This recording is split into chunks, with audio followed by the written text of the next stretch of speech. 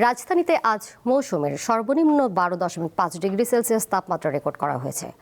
সকাল থেকে ঢাকার আকাশ ছিল মেঘাচ্ছন্ন, দুপুরের দিকে অবশ্য সূর্যের দেখা মিলেছে। আবহাওয়া অফিস জানিয়েছে শীতের এই প্রকোপ আরও কয়েকদিন থাকবে। প্রচণ্ড ঠান্ডায় নিম্নবিত্ত ও ছিন্নমূল মানুষ বেকায়দায় পড়ছেন।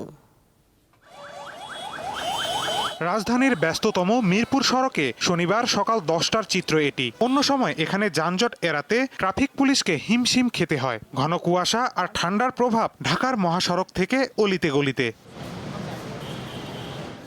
ঘন কুয়াশা, হিমেল বাতাস আর কম তাপমাত্রায় বিপর্যস্ত হয়ে পড়েছে নগরীর জনজীবন। শীতের কারণে সবচেয়ে বেশি সমস্যায় পড়েছেন দিনমজুর, রিকশা চালক, ভাসমান ও খোলা আকাশের নিচে থাকা মানুষজন। অনেকে পুরনো কম্বল, মোটা কাপড় কিংবা পলিথিন জড়িয়ে ঠান্ডা থেকে বাঁচার চেষ্টা করেন। ঠান্ডার জন্য দেখা যাচ্ছে আমরা পানিতে নামা লাগতেছে, এর কারণে ঠান্ডা লাগতেছে। ঠান্ডার কারণে অনেক যাত্রী পাওয়া যায় না।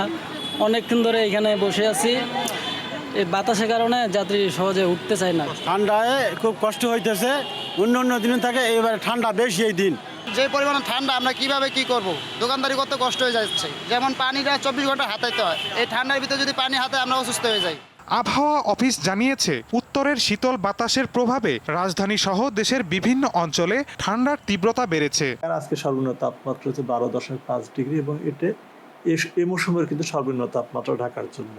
এটা মূলত আসলে কুয়াশার জন্য, তার কারণ ডিসেম্বর মাসে যে দেশের বিশেষ উত্তরের জেলাগুলোতে কুয়াশার জন্য শীতটা বেশি অনুভূত হয়েছে এবং এই শীতের সময়টা আসলে যদি কুয়াশার পরিমাণটা বেশি থাকে সেক্ষেত্রে কিন্তু আর শীতের তীব্রতাটা বেশি অনুভূত হয়। তাপমাত্রা কখন বাড়তে পারে এবং বর্তমান অবস্থা কতদিন থাকবে জানালেন এই কর্মকর্তা। এই অবস্থাটা আগামী 4-5 দিন অব্যাহত থাকবে, অর্থাৎ সামান্য পরিবর্তনের মধ্যে দিয়ে এরকমই থাকবে, হয়তো কখনো কিছুটা কম কিছুটা বেশি, তবে উল্লেখযোগ্য পরিবর্তনের সম্ভাবনা আপাতত নেই। শনিবার সকালে সিরাজগঞ্জে দেশের সর্বনিম্ন 9 ডিগ্রি সেলসিয়াস তাপমাত্রা রেকর্ড করা হয়েছে। মাহিদুর রহমান, দীপ্ত সংবাদ, ঢাকা।